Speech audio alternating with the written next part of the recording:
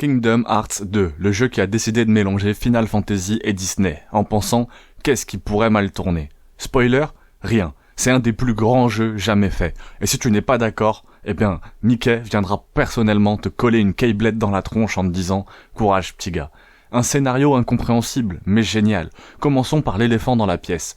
Kingdom Hearts 2, c'est le jeu où tu essayes de résumer l'intrigue à quelqu'un et tu finis par avoir l'air d'un gourou de secte. Alors il y a Roxas, qui est le simili de Sora, mais aussi un morceau de Ventus, sauf qu'il a été créé par Xemnas, qui est lui-même l'alter ego de Xehanort. Mais pas le vieux Xehanort, plutôt le jeune. Attends, t'as pas compris? Parce que maintenant on va parler des 5 heures et des simili.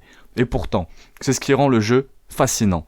C'est une saga où tu ne comprends pas tout, mais où tu ressens tout. Quand Axel balance son mythique « Got it memorized », tu sais qu'il est important, même si tu n'as aucune idée de ce qu'il raconte. Et quand Sora pleure pour Riku, tu pleures aussi, parce que l'émotion est là, brute et sincère. Niveau gameplay, Kingdom Hearts 2 a fait un bond de géant par rapport au premier.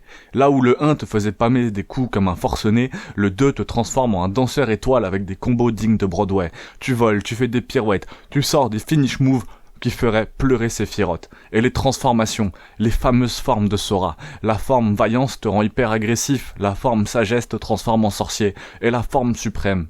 C'est comme si Sora avait fusionné avec un dieu ninja du futur. Une fois que tu l'as, chaque combat devient une performance artistique où les sans cœurs ne sont que des spectateurs malheureux.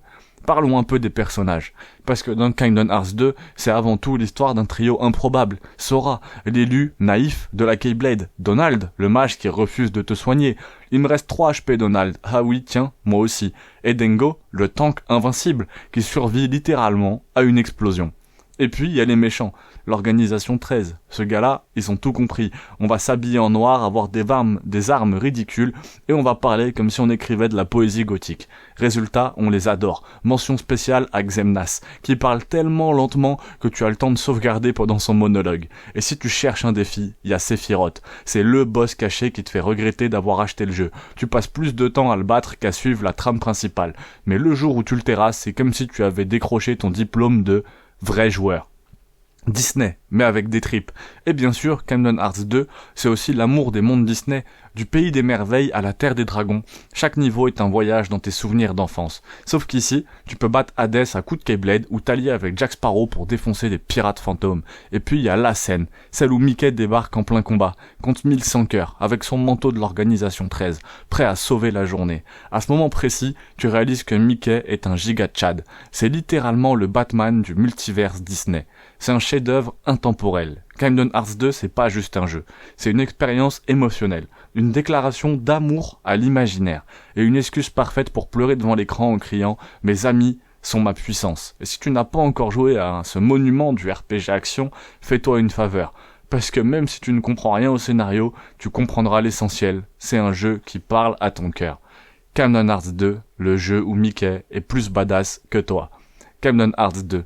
L'alliance improbable entre Final Fantasy et Disney. Et pourtant ça marche. Dans cette vidéo on revient sur ce chef-d'œuvre, son gameplay ultra fluide, son scénario volontairement tordu, ses moments cultes. Oui, Mickey en manteau noir c'est une masterclass. Si tu veux rire, pleurer, ou juste te rappeler pourquoi KH2 est considéré comme un des plus grands jeux de tous les temps, cette vidéo est faite pour toi. Et je trouve qu'un des plus grands jeux de tous les temps, c'est limite un euphémisme. Ce jeu, c'est une pépite, c'est un très très très bon jeu, c'est un des rares jeux que j'ai fait, j'ai dû le faire à 12 ans, à 15 ans, à 21 ans, c'est un jeu qui est très très cool, je vous invite vraiment à le faire, donc foncez, abonne-toi, pouce bleu, dis-moi le prochain jeu que tu veux voir en commentaire, et franchement, te prive pas de Kingdom Hearts 2, vraiment te prive pas, le début est peut-être pas le mieux, mais c'est vraiment un très très très gros jeu, donc fonce.